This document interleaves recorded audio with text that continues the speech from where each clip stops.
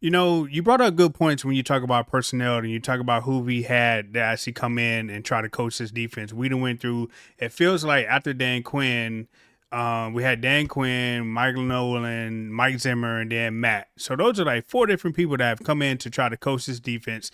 And the one thing that hasn't changed has been the personnel of the defense. Like we had the same offensive personnel, the same defensive personnel, and for some reason we are expecting different results every single year.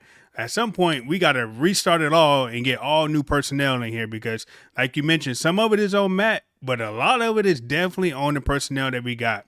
Maybe the personnel that we have don't really fit the scheme of Matt, but he probably should have came in and matched up the personnel with his scheme, or Jerry Jones brought somebody in that fit the personnel of the people that we currently got. Like he could have did that because it's looking like Matt likes to run zone and we ain't got the zone personnel to run his scheme.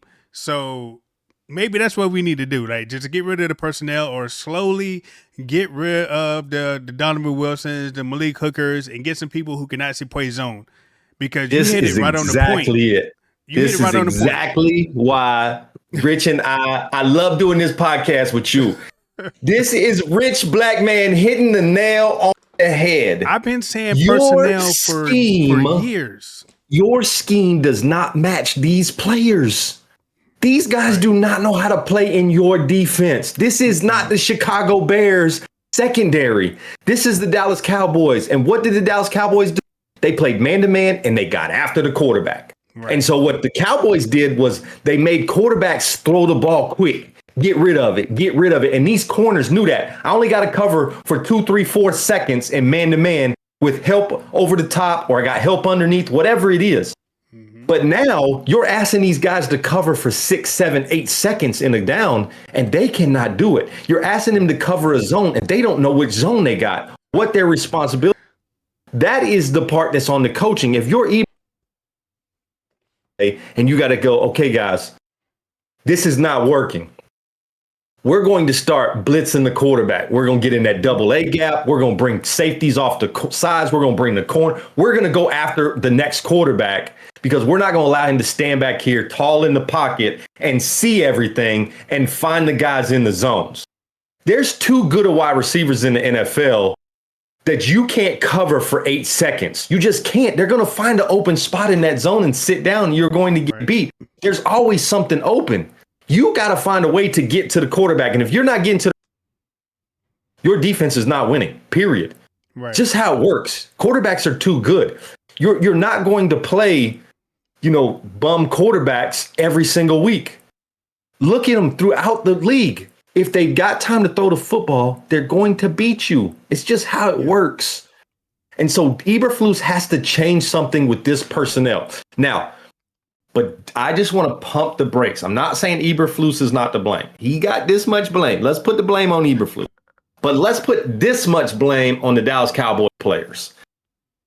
No sacks, 1 QB hit. Caleb Williams got hit more by running into his offensive lineman than he did by Dallas Cowboy players in that football game. Right. That cannot happen. Now, this is the part where Eberflus is to blame. You have to generate some kind of pressure, right? I don't care. Put your guys in man-to-man and bring 6, 7 guys and go make that quarterback get flustered, or just get up to the line and make him think it's showing up and back out of it. You got to do something different. That part is on him. Right. The part that frustrates me is that none of those guys on that front four are getting off of any kind of block on one-on-ones.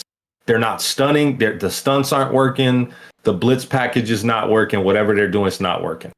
Right. Then you have every single linebacker that I feel like, yes, they're doing great stopping the run, held the Bears to 3 yards of carry. Great job.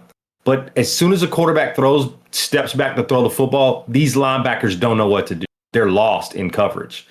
On top of that, you got a Trayvon Diggs that obviously is not healthy. There's no way he's healthy.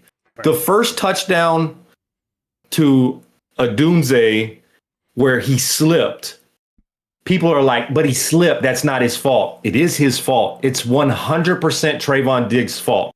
Why? Because he knows the coverage. He knows there's no safety back there to help him out. You can't afford on a 3rd and long to come up here and make a mistake. Just play sound football, man-to-man coverage, and play defense. Right. That's on him.